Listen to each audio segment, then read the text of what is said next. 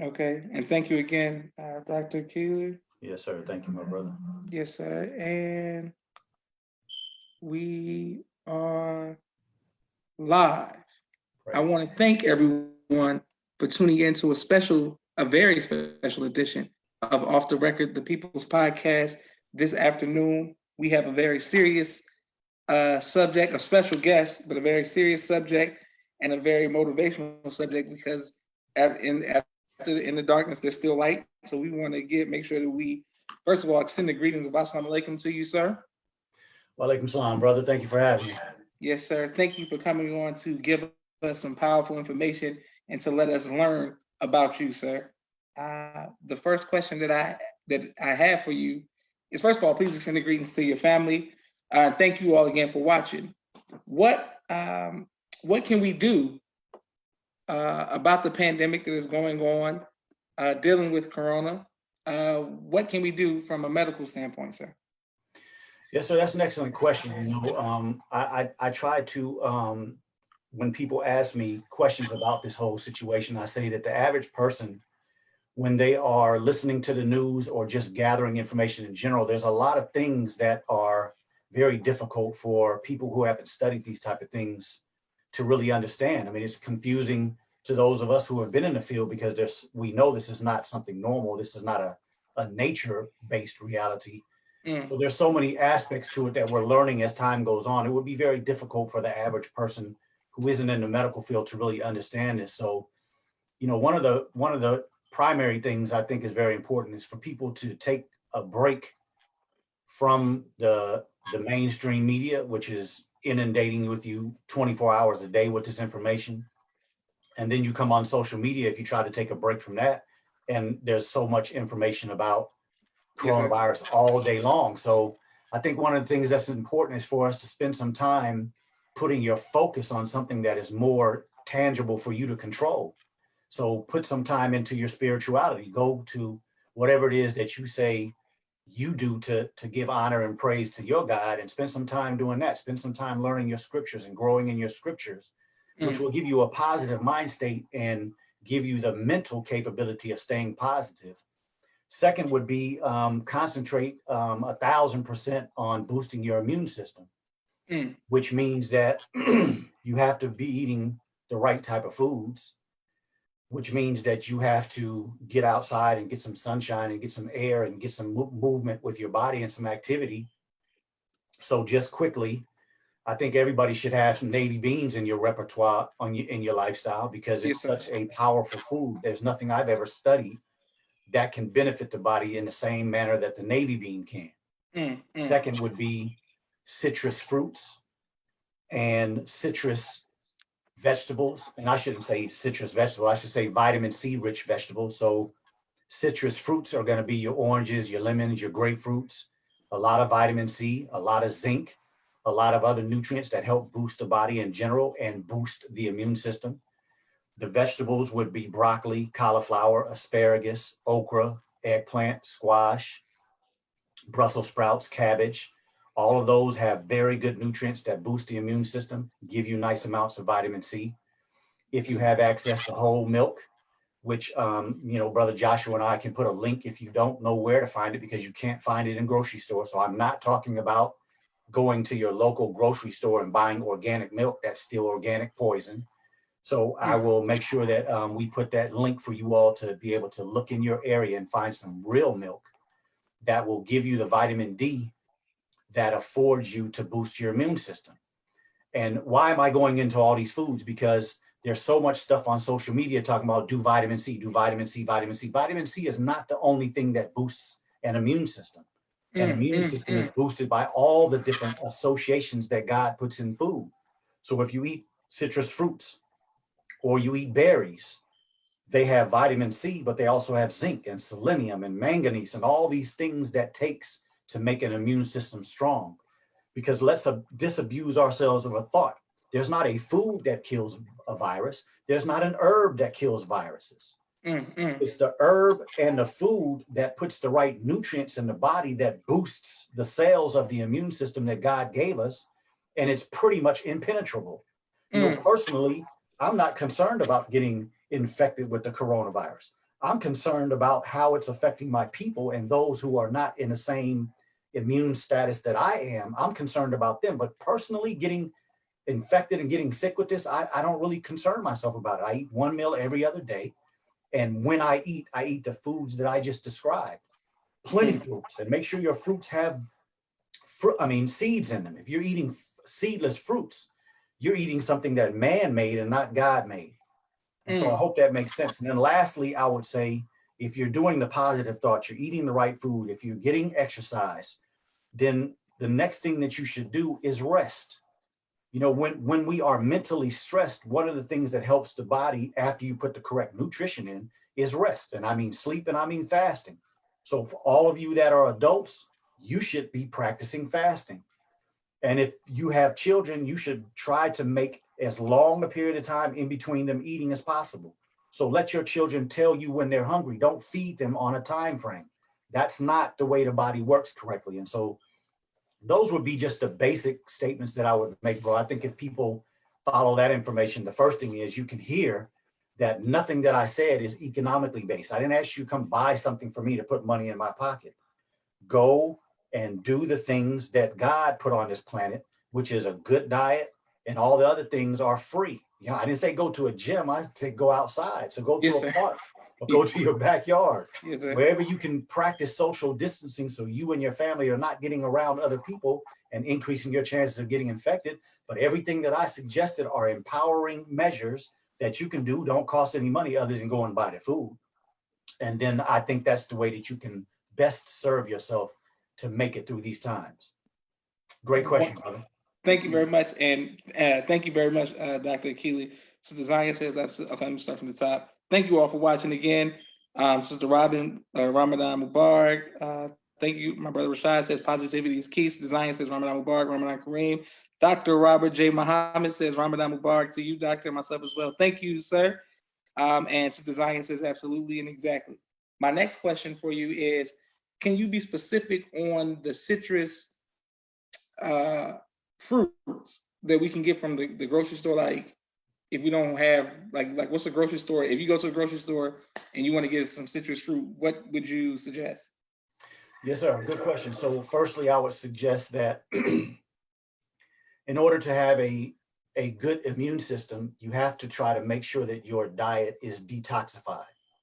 So, in this day and time, as the Honorable Elijah Muhammad mentioned in this wonderful book, How to Eat to Live, which I would suggest everybody get one if you don't have one and start reading it. Yes, sir. He tells us to eat the best of foods.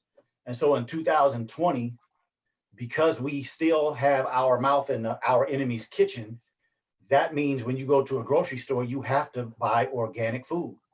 Mm. Why is that? Because organic, if we can trust those who are putting organic food out. Now, I'm not saying that we can trust all these people, but just put this in context.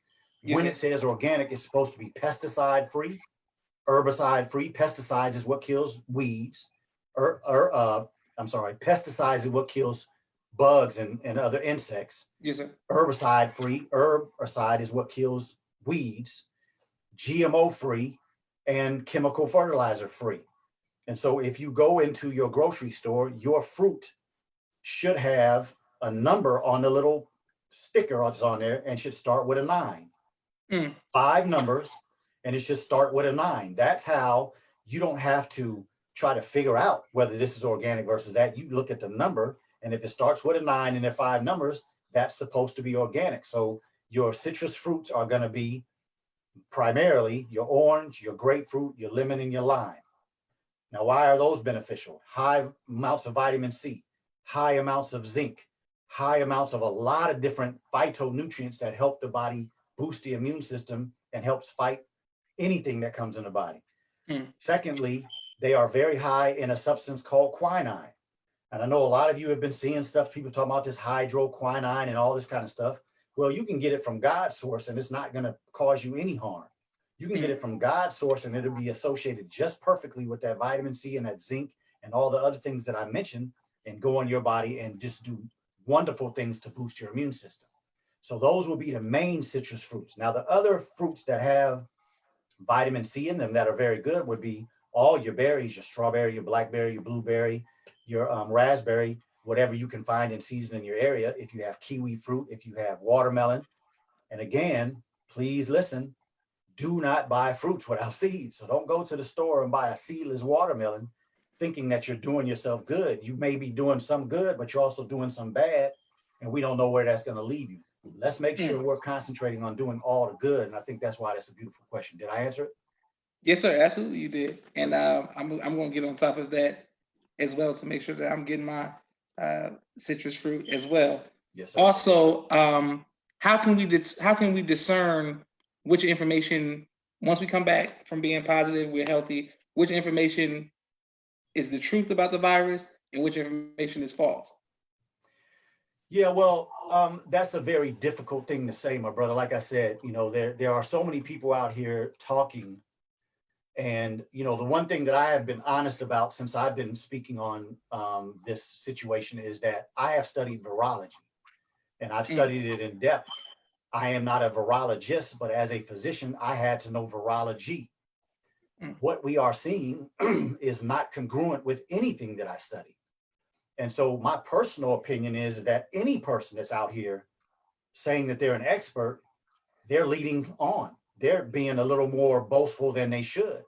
The only people that really know what's happening with this virus are the ones that are in the laboratory that produced it in order to do the things that it is doing. What do I mean by that? The coronavirus, based on historical study, is an infection that was mostly in animals and infrequently would infect a human. And that would pretty much be in a human who has a very weak immune system. And even in a weak immune system, it will only cause mild cold symptoms. This virus is specifically attacking certain aspects of the body that I've never seen anything do before. And it's called an A system, ACE. Y'all don't have to worry about that. It's just a system that's involved in how the kidney, the heart, the lungs, and the brain works together to keep our blood pressure normal. Now, a normal virus can't come into the body and do something specific. A normal virus just comes in the body, implants itself into our cells, reproduces itself, and then continues to try to do that. When you start finding a virus attack something specific, it's been influenced by man. And so for any person to sit in front of us and act like you know so much about it, to me, it's just fluffing themselves up. And so I'm just being honest.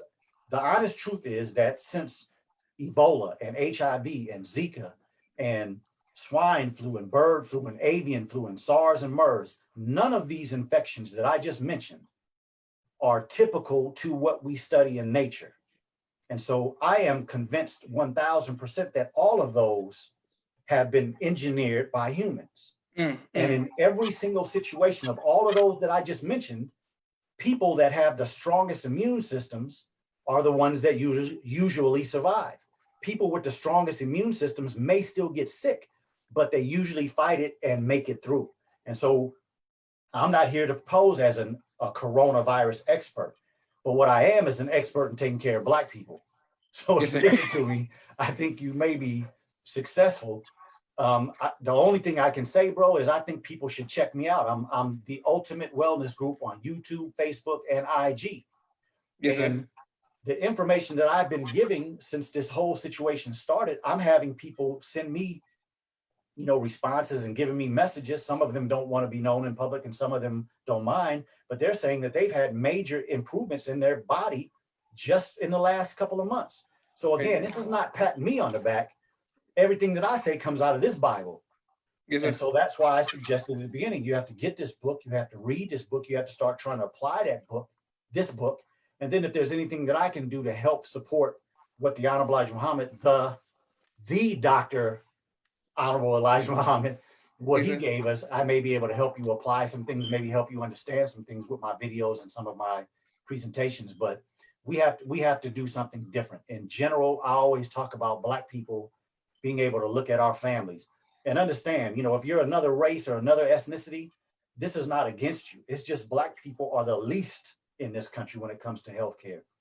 But so I speak to my people because I know God gave me a benefit to help them. But what I'm saying can help every person, every color, every ethnicity, every country, every continent. So when you are looking at your family, and you have a grandmother that died at 84 and she had cancer and high blood pressure and diabetes, and then your uncles and your aunts and your mama and daddy are going in that similar direction, then what you have to do is make hopefully the thought process that tells you, I can't keep doing what they used to do. I can't keep doing the example that they set up. And so I'm suggesting that we all start doing something different. And that's how we get a different result. Wonderful. Praise be to Allah. Thank you all for watching, and I'm coming to your questions right now. Can you please clear the word virology for us, so you can, when you said that, like you said, you Yes, studied, sir. what is that? What is that? Virology is the study of viruses. So that was a whole class that I took in college and in medical school. That was a whole class within itself. Of course, we studied the overall subject was microbiology. So you're studying micro, that means all the what we consider germs, Yes, sir. bacteria, viruses, fungus, any foreign things that can get into the human body that may be able to live, like parasites. So we studied all of that. And within that class, there was a whole section of virology, which is the study of viruses. Praise be to Allah. Thank you. My brother Rashad wants to know, is there a cure for, I want to make sure I pronounce this right, neuropathic pain?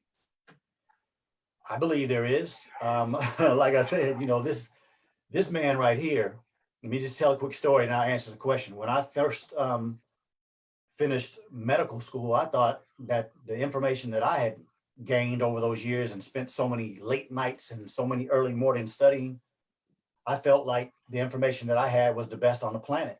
And it only took 7 years of practicing medicine to debunk that, because I had a nice growing practice, but I wasn't satisfied with the results that I was getting in my patients. I wanted to see people solve problems. I wanted to see people walk up out of medicine. I was seeing some of that. I just wasn't satisfied. But this man tells us, the Honorable Elijah Muhammad, Dr. Honorable Elijah Muhammad, told us that you can heal chronic problems, that you can solve diabetes without medication, that you can fast and cure 90% of your problems. This blew me away. I'm reading this book and I'm like, damn, why in hell nobody told me this? How come I've never had any of my mentors say anything to me about fasting? All the years I've been studying medicine, all the years I've been in these hospitals, I have not heard one person that I look up to ever mention fasting. And what I did was I started living what I was reading out of How to Eat to Live. And so this has been a 17-year process. So if anybody hears me say anything and it sounds difficult, I've been practicing for a while. So 17 years, I have seen people through programs that I put together through the teachings of How to Eat to Live. I've seen people walk out of just about every medical problem that most of you have probably heard of. And so when it comes to a situation like diabetic neuropathy or any type of neuropathy, it depends on how long the problem has been there. It depends on what is the cause of the problem. But as the Honorable Elijah Muhammad says in this book, when he talks about diabetics, if we catch it in time, yes, you can solve any problem. And if anybody has any specifics, like if there's something specific that you want me to help with, you have to contact me, because that as a course is not what I'll be talking about on the show today. Just talking general information today. But that was a good question. Praise be to Allah. Thank you all. My sister Naima says, thank you for using this platform to give us vital information. No problem, sister Naima. Sister Mariah says, Assalamu alaikum. She saw you the other night. Mentioned, let me make sure I'm reading this right, Sister Mariah. She said, mentioning adding the sea salt in our water. How often should we do that per day, or how much sea salt should we have a day? So, yes, ma'am. Yes, sir. Yeah. So the reason why I use sea salt in my water is because that is the definition of hydration. I usually have a bottle of water with me, but we're practicing Ramadan, so I don't. But in a typical, 16 ounce, just a small bottles of water, that's 16 ounces, I put a teaspoon of sea salt in it for myself. Now, if you're 5 feet tall and you weigh 100 pounds, I'm 6 feet tall, I weigh 180. So you don't need the same amount that I do. And so you may need to start with a quarter of a teaspoon or a half of a teaspoon if you're a smaller person. But during Ramadan, I do sea salt in my water every day, because the difference between drinking a regular bottle of water versus sea salt in water is regular water is going to run in, it's going to go with gravity, it's going to flow and clean out things and do whatever it does. But salt water or hydration is going to infuse that water more distinctly into the cells. And so it is an increased detoxification. It is an increased time that the water spends on the body. And so that's why I do it every morning, because we're going here in Houston and in most of America, we're going in between 13 to 14 hours a day, not taking in any fluids. And so it's important to try to make sure that the water stays in and on your body for the longest period of time. And so that's why I do it every day during Ramadan. When we finish Ramadan, if you have been in a hot environment, or you're working out outside like I do in the middle of the day, or if you just experience going in and out or spending a lot of time out in hot climates in some of these states, then you should do it on those days. But if you're the type of person that works in a cool environment, or you're mostly in cool environment, you don't need to do it but 2 or 3 times a week. And the importance in the difference in what regular water does and what hydration does, they're combined to a certain degree and they're separate. And so that's why you have to do both. Even though you're drinking that sea salt water in the morning, I still follow that up with 2 of the same bottle sizes of regular water without salt. And that's what I have that maintains me all the way until I break my fast. And finally, for all of you that are practicing Ramadan, and I pray that even those of you that are on here that are not claiming to be in Islam or the Nation of Islam, I would invite you to practice Ramadan with us as well. If you're a Christian, hey, break the New Testament down in how many pages you have to read a day until we finish. And let's do this together. Let's have some conversations about the congruencies of the Quran and the Bible. For the last 5 years during Ramadan, that's what I do. As I'm reading the Quran, because I have read the Bible more than I've read the Quran, when I read things, I'm like, man, that's something that says in such and such. And so I'm making my references. What in the Quran and what in the Bible is not similar, but the same. The only reason that is different is because there's a different prophet that said it. But at the end of the day, we could have the kind of conversations and the kind of interaction that would dispose of and destroy how the enemy has made a Christian and a Muslim think that there's something different. Beautiful. Praise be to Allah. Brother Janelle says, in the IV, is that the salt water, and what does that consist of? I'm assuming he's talking in the hospital. Yeah, that's an excellent question. When you go to the hospital, the reason why you see most people with an IV line is because the majority of people on the planet are dehydrated. And so that bag that you get when you are in the hospital is, as most of you have seen, if you've gone up close, is NaCl. That's sodium and chloride, 2 very necessary nutrients in the body. And so the first question that I'll ask for us to put our thinking caps on is, if salt is bad for people, why is it that everybody in the hospital has a sodium chloride bag? All right. So sodium and chloride are 2 of the nutrients from the periodic table, which has 118. Please, everybody, while we're talking, just do a quick search while you're watching. Yes, sir. Yes, sir. And pull up the periodic table. Most of those nutrients on the top 3 or 4 or 5 lines of that periodic table are necessary in the body in very high amounts. We need plenty sodium, plenty potassium, plenty magnesium, plenty calcium, plenty oxygen. So these are the substances. When you do sea salt and water, you're getting it through the natural process. God made us to drink water. And any of you that have ever done anything with animals, you know, large animals lick salt blocks, right? Most people that have animals, they have a salt block for this animal to lick. To do what? To get the nutrients to balance their body when they drink water and when they eat. And so it's the same for us. But understand that when you go to the hospital and they stick a needle in your arm, that's an abnormal process. That's not the way God made for fluid to go into the body. It's supposed to go in right here. So doing sea salt and water is miles above going to a hospital and getting an IV bag, because firstly, the IV bag is going in the wrong perspective by going through your vein. And then secondly, sodium and chloride is just 2 of the nutrients. We need all 118, just some more than others. So when you go into a hospital and you get a sodium chloride bag, it's throwing your body out of balance. It probably is doing some good because you're so dehydrated, but it is not balancing the body. And that's why I say that one of the worst things you can do as a person, if you're sick, is to go to a hospital. Your chances of getting better are slim. Okay, yes, sir. Okay. Tawana Tober is talking about not the little lady on the salt box. That's just the iodine. Okay. Excellent. My next question for you, sir, is what how did you get into medicine? Oh, well, great question. So when I was 4 years old, I was sitting next to my mother, and we were watching a National Geographic channel when they were showing a heart surgery. And my mom said, I pointed to the TV and said, "That's what I want to do." Mm, mm. And so, from that time, I mean, I don't remember ever wanting to be anything else. I had my little anatomy books when I was young.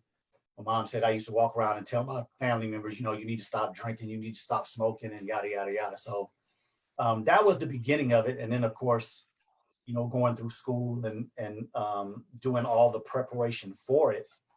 It was really the only thing that I had on my mind. I had a one track mind. There was no plan B. From the Mm. time that I could recollect that I wanted to be a doctor, that's the only thing that was ever on my mind to do. Of course, I fell into a lot of traps like a lot of young Black men, but my focus still was, even when I was doing stuff that was deviation from the goal, it still was the goal was there. And so I'm thankful to Allah for the blessings and all the protection. If I may just say something very quickly, I'm saying this because I want all of you that are listening to just do some inventory of your own life, and you can come to the same conclusion that I'm about to tell you I came to. And that is that God makes no mistakes, and your life is not a mistake. I'm supposed to be here with Brother Joshua. Brother Joshua is supposed to be here with me, and all of you that are listening, you're supposed to be here. And I don't mean that from an ethereal perspective. I mean that seriously. God knows what he's doing, and he connects people in the way that he wants to grow us and the movement and the resurrection and the mission that we're a part of. So as a young person, I was never into drinking because I wanted to be an athlete, and my father used to always talk about take care of your body, take care of your body. So I really was never a drinker in high school. When I went to college, of course, I fell into the temptation with all my friends doing it. So I started drinking, and I have been behind the wheel of a car on many instances, way too inebriated to even think about getting behind a seat. Mm, And mm. so one of my best friends from high school, I was supposed to leave college here in Texas and go back to California. And he was a tennis player. He was having a tennis match in Palm Springs. And I was supposed to fly out there, meet him there, hang out with him during his tennis tournament, and then drive back to Riverside, where I'm from, with him.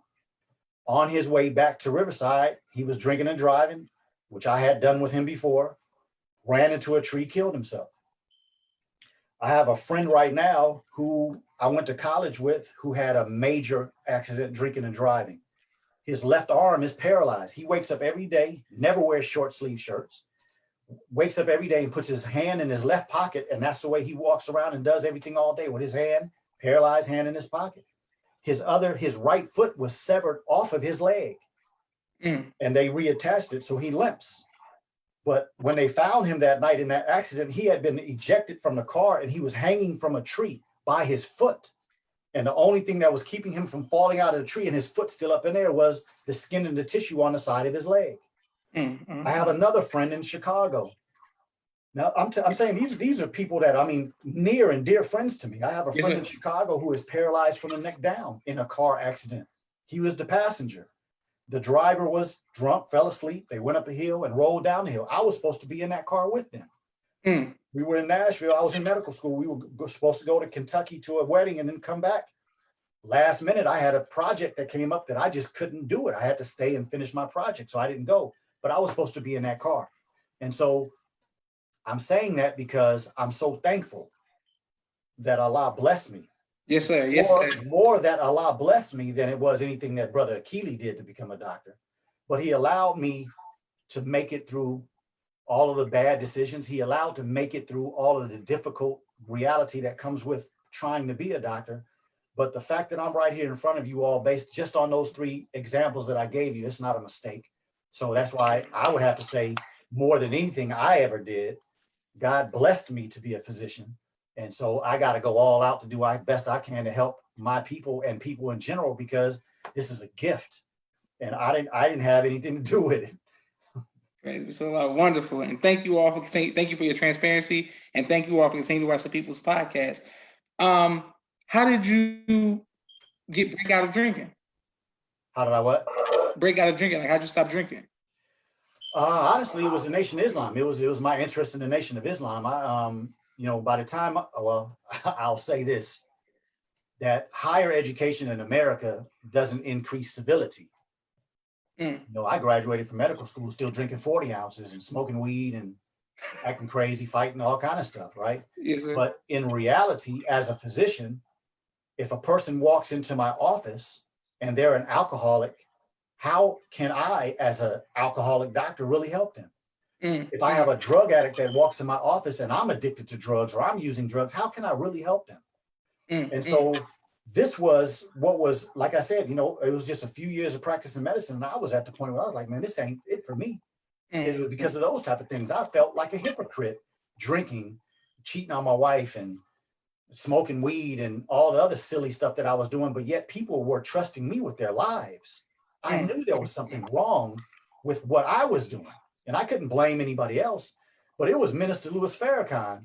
And the way, like, he got me at the Million Man March. When I was at the Million Man March, I was like, man, if that brother right there tell me go kill 50 people tomorrow, man, 50 people better be scared for their life. Yes, but the sir. point that I'm getting to is that Minister Louis Farrakhan started speaking to my soul.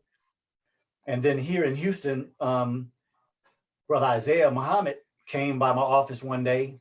We sat and we talked, and Allah guided me to have a desire to get back into the community. I had been working so hard to build my practice and working so hard to become a physician that for many years I had to take a step back from working in the community. But it was Brother Durst Muhammad, Brother Danny Muhammad, Brother Isaiah Muhammad from Houston, Texas, Yes, that sir. nurtured me, that spent time around me, that kept, making suggestions, hey, watch this by the minister, read this scripture. And so it was always those type of things that started to make me say, okay, now I see how God is trying to grow me into a responsible physician, where when a person walks in my office, I don't have to feel lacked in any perspective because I'm striving in every aspect of my life to be a better man, to be a good physician, to be a true physician. And so that's how I came out of it, bro. Starting to spend time with them, my drinking started to decrease. And then by the time I got registered, which was July 5th, 2009, I had completely put the bottle down. And to be honest with you all, to this day, I have absolutely no desire. I mean, I'm very much like the minister. I mean, you could put my favorite, you could put Grey Goose, Hennessy, anything, right? Put a whole pile of that weed up here, and it's gonna sit there because I have no desire for it anymore. And the only thing that I can say is praise be to Allah for that. Wonderful. Praise be to Allah. Okay, and thank you all for continuing to watch the People's Podcast. I have some questions from the audience. Before I get to these questions from the audience, thank you all very much. I have to make sure I always honor and give a shout out to the people who sponsored the People's Podcast. Our brother in St. Louis, Supreme Men. Also, if you would like to sponsor, Cash App J Imagination, we will promote your business, Facebook, Twitter, Instagram, and YouTube as well. Supreme Men's Clothing, St. Louis, Missouri, 10835 West Florissant Avenue, 63136 is the zip code. The phone number is 314-528-555. Please make sure you all support our brother St. Louis. Got some of the best clothes out there. You're going to keep you fresh. You're going to keep you dripping. Designersofcomposure.com and Khalid's Boutique on Instagram. That's for high-end fashion for the women, and they can do some great things. Our sister Tia Vinos Muhammad out of St. Louis has Raising Black Millionaires cards that deal with economic empowerment and teaching young children the path to economic and financial freedom. Also, my brother Rashad and his business partner Jamal, video production and editing on Street Premiere. Please make sure you all reach out to them. They got a drone camera. They're doing a lot of great things this summer. My sister Miriam has a coloring book and the children's book, ABC I Love Me. It is on Amazon. Make sure you all get that. My second book is Cleopatra. It is on Amazon. It's a children's book. Love Yourself.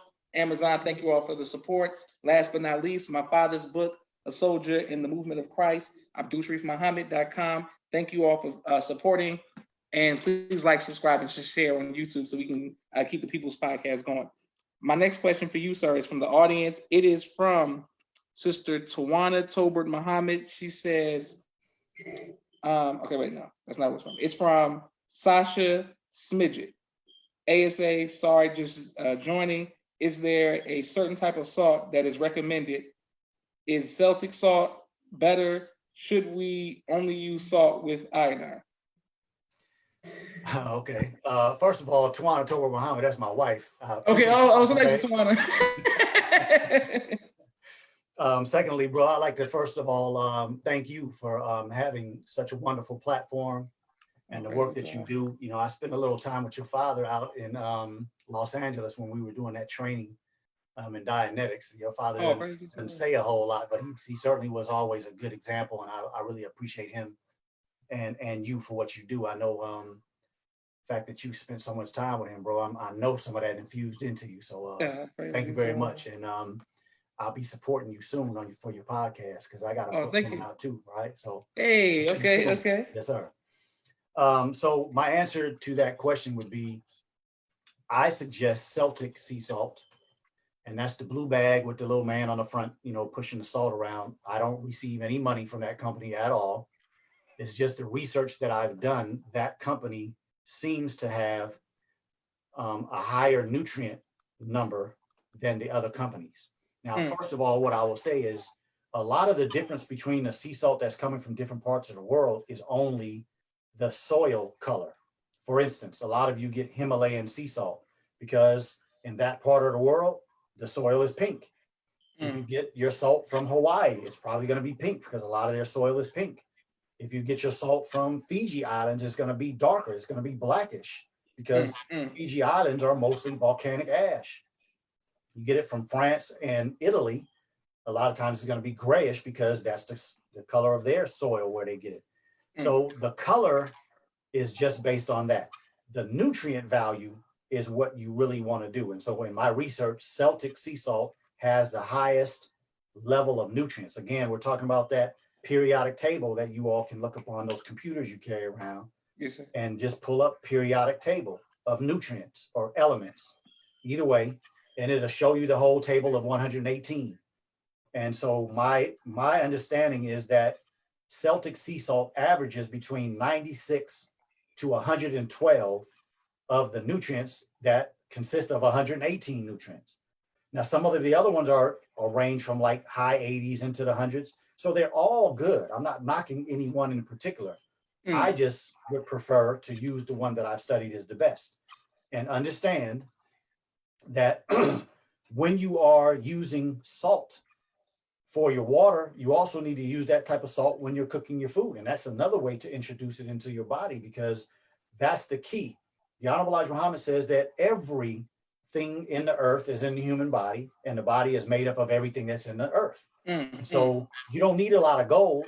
You know, you want to bling on the outside of your body, not on the inside, right? Yes, sir. We don't need a lot of gold and silver and cadmium and cobalt and those type of things, but we do need a lot of sodium. We do need a lot of the other things I mentioned a few minutes ago. And yes, iodine is one of those, but I wouldn't concern myself too much with iodine. If you get natural sea salt, and understand that when you buy sea salt, the ingredients should say only sea salt. If there's anything else in the ingredient list, put it back. You need to research another brand. When you get that good sea salt in your body, in some of those, it will have some iodine.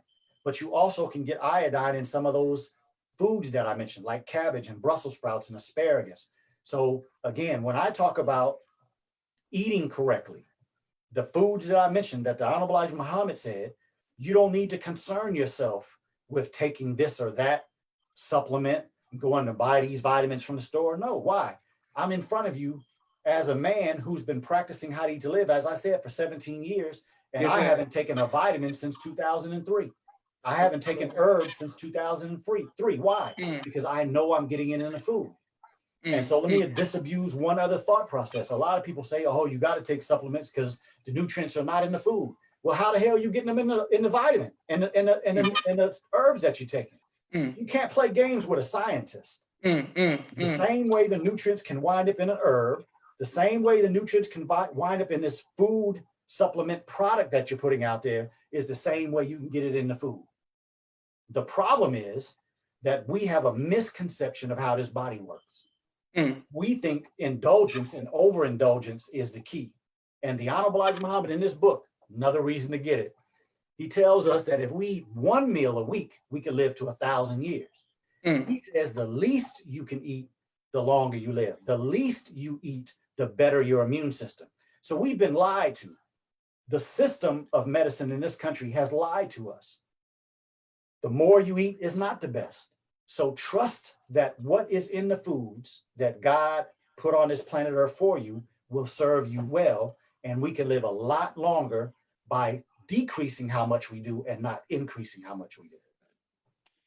Powerful. And thank you very much, Dr. Akeli. I'm coming to you all's comments. Praise be to Allah, Brother Janelle.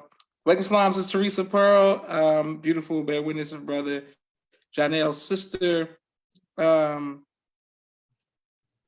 Okay. Oh, this is Tawana says, is your client the one that you were using on How to Eat to Live? If so, how has that helped his immune system? Is my client, is she referring to the sea salt water? These comments becoming so late, bro. I can't speak on specific which comments.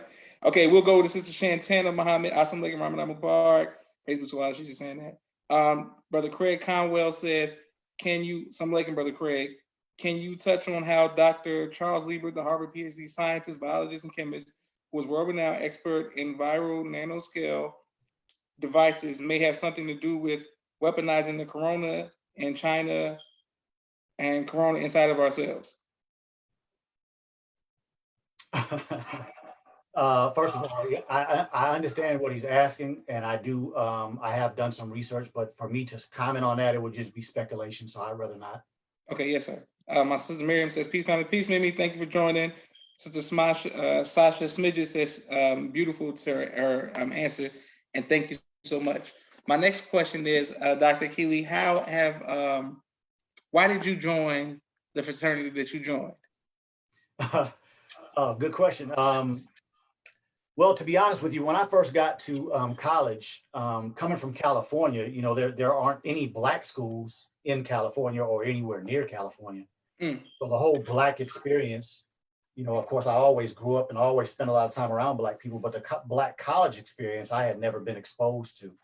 Mm. So when I got to Prairie View, looking at the different fraternities and organizations, I really never had any desire to join any of them. I mean, again, like I said, I was laser focused on medical school, and unfortunately, I believe that sometimes we have a tendency as adults to influence younger people that you can't just enjoy the journey.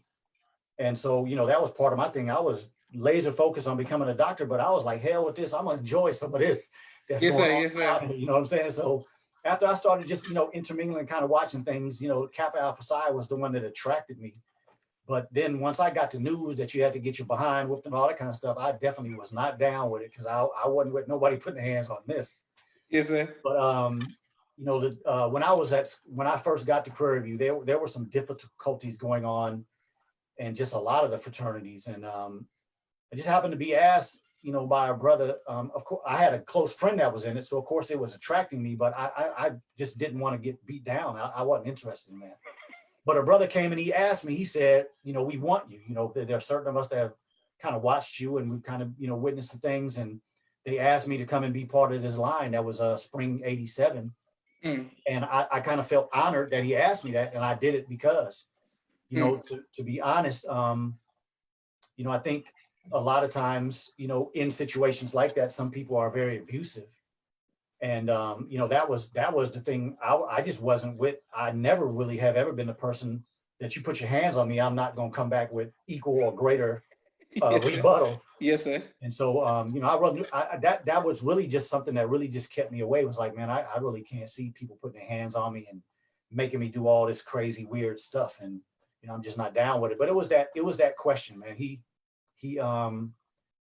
really just picked me up. And it was one of those influences. He had a 6-pack of beer, and he said, "Look, man, I just want to, just talk to you for a minute." So we just rolled around the campus, rolled down the highway, and he just talked. And yes, sir. I just really felt honored when he was finished. And it was a type of brother that I looked up to, because of my friend was in the fraternity. I did spend time around some Kappas, Mm, but mm, it was never, you know, a lot of people said I was you know, a nut rider, a jock rider, you know, that kind of stuff they used to say. But it really was never that to me. When I came from California, I didn't know anybody in Texas. I mm, came with my cousin, and when I got to the campus, there were two other guys that I knew. So I knew four people in Texas. mm. And, you know, so when I get here, the person who's introducing me people is a Kappa. So a lot of the people I'm meeting are Kappa. So I spend time around them. But I was never, you know, one of them type of people that was running, you know, kissing their behinds and all that kind of stuff to get in. Yes, But, sir. you know, I'm thankful that I am a part of it. It's a wonderful organization. I've met some very good people. And, you know, like anything, there's some good aspects to it. There's some bad aspects to it. But at the end of the day, I'm thankful I've had some good experiences, good people, and you know, I'm proud to be in it. Praise is wonderful. And thank you all for watching. Thanks, Sister Risa. Thank you, Brother Jason and Brother Craig Conwell as well. My next question for you, sir, what has been your greatest trial as a physician? And how did you overcome that? My greatest trial as a physician would be reading How to Eat to Live. Mm, I mm, know mm, that might sound crazy to some people, but in all honesty, it was the biggest and the hardest, most difficult trial of my life. mm, I remember the first time I picked it up as a physician. Now, I read it in high school because my father suggested that I do. I read it again in college. I read it in medical school. But after 7 years of practice, when I picked this book back up, I mean, I remember like maybe the second or third day I was reading it. I mean, tears just started coming out of my eyes because I was like, damn, I mean, to tell me these damn people made me take out all these loans and I owe all this money and the information. I mean, because as I'm reading How to Eat to Live, I'm like, man, these people done lied. Man, this is a whole system that's based on lies and tricks mm, mm, and money. mm, mm, mm. And so that was very difficult. I mean, I was angry as hell, but who am I taking it out on? You know what I mean? I can't go back to my medical school and blow it up. That's mostly black people there. You know what I mean? Can't Mm. go down to the hospital and do like some of these crazy people just start shooting up people. That wouldn't solve no problem. You know what I mean? Yes, sir. So it was difficult. I mean, to sit and I would say, I think that the statements that did the most for me were the three I mentioned earlier. The one that said that you don't have to treat diabetes with any medications. I mean, when I read that, I was like, what the hell is this man talking Mm, about? Because mm, I mm, have never even considered any other way to take care of a diabetic. And then the statement that he said 90% of our ills can be corrected with fasting. What? And then chronic diseases can be solved if you just do like I'm saying, eating like I'm saying. I was like, man, this is crazy that all of these years that I worked hard to get where I am, and now it's kind of like reset button. It's like, all right, let's go back to stage one, start this whole thing over again. That was difficult.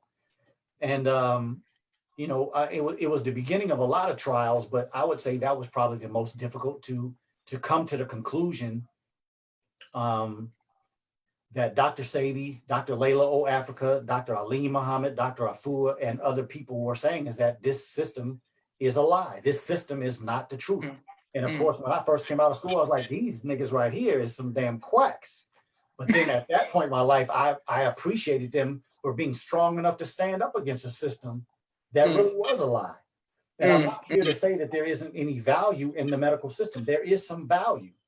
But if you don't have a person like me to help you see the value, you might get tricked. And so that mm. was the big slap in the face, bro. That was like, you know, don't ever train and come in the ring overweight and fighting Mike Tyson in his heyday. I Mm. got knocked the hell out. Yes, sir. Yes, sir. Yes, sir.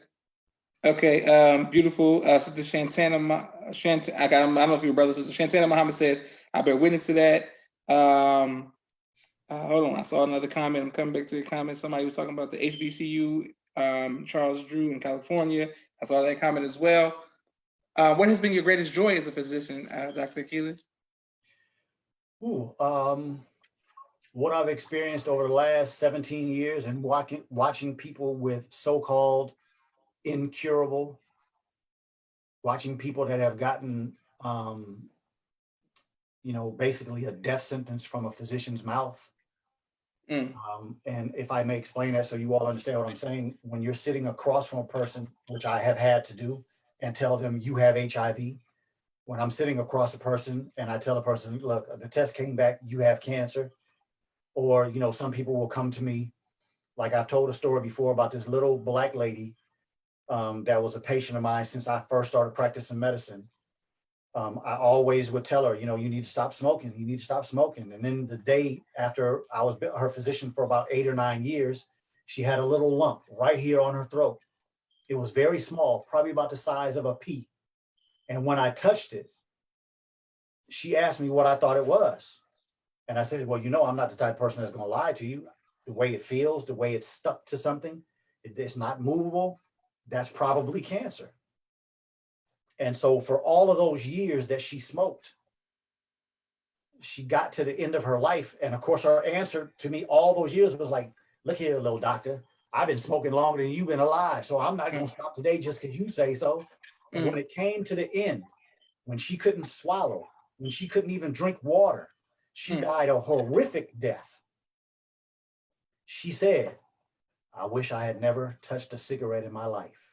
And so, you know, after experiencing those type of things and then coming out of that and going into practicing based on how to eat to live, I've watched people walk up out of that death sentence when people say things that just destroy their spirit. I've seen people walk out of medical problems that were supposed to be progressive and that they would never improve from, like multiple sclerosis and sarcoidosis and HIV and hepatitis. And I mean, just so many things. So the joy that I get now practicing medicine from a perspective of helping people through God's information is so enjoyable. It's so fruitful.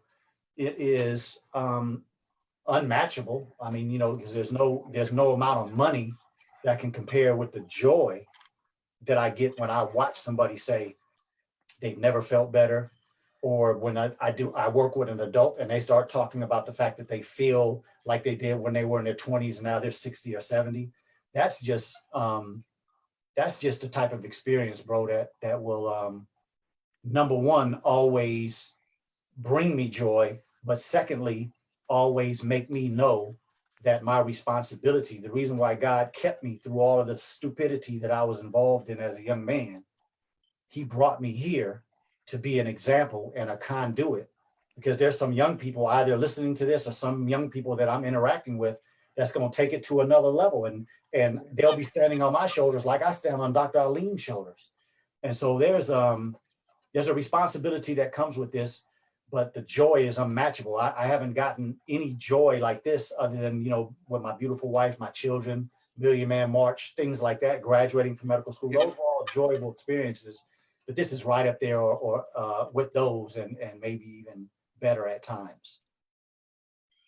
Okay, yes, sir. Excellent. I see a lot of questions and we come into those. Thank you all for continuing to watch People's Podcast. Brother, Dr. Akeli, what do you do for fun?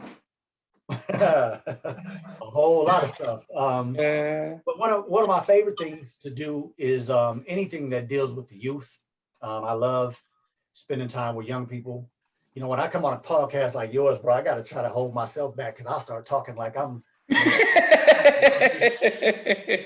rap verses and, you know, quoting Nip Hustle and yes, sir, yes, sir, yes, sir, like that. And, you know, at the end of the day, I mean, I love music.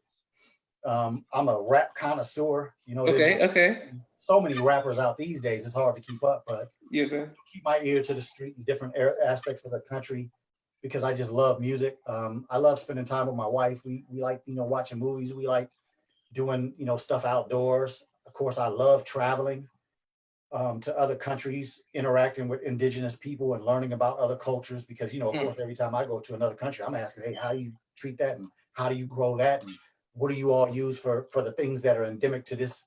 You know, so, and, you know, and I would have to admit that, you know, practicing medicine now is a joy. You know, when I first finished school and I was building a practice, it was a burden sometimes, but I don't feel that way anymore. You know, sports, you know, working out, you know, those I would say are the things that bring me the most joy. Things that also bring me joy, reading, you know, learning and being a steward of information to make sure that when somebody like you gives me the blessing of coming on your show, that I'm not sitting here with ego and arrogance, but from experience, knowledge, wisdom, study, and understanding. so that when I come, as I did a little while ago, I'm not going to try to impress you all by throwing out some medical terms that a lot of you have never heard of, and you say, damn, that dude's smart. That ain't gonna make no difference.